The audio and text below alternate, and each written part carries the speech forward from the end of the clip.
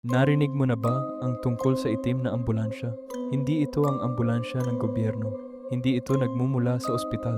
At kapag huminto ito sa tabi mo, hindi ka nito dadalhin sa lugar na may buhay pa. Isang gabi sa Maynila, may naaksidente sa kanto.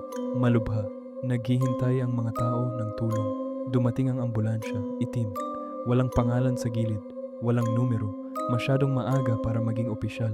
Inangat nila ang biktima, isinakay. Pero may isang lalaki na nakakita sa loob ng bukas ang pinto. Hindi sila nag-iisa sa loob. May mga nakaupong tao na, tahimik, hindi gumagalaw. Nakatutok ang mga mata sa wala. Nagsara ang pinto. Umalis ang ambulansya. Hindi ito dumating sa Philippine General Hospital. Hindi sa ospital ng Maynila.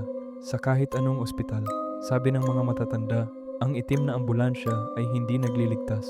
Nangongolekta ito. Mga kaluluwa na hindi papatay pero hindi na mabubuhay. Nakulong sa gitna at ginagawa silang kasama sa susunod na biyahe. Kaya ngayon, kapag narinig mo ang siren na papalapit, huwag ka munang mag-relax hanggang hindi mo nakikita kung anong kulay ang sasakyan.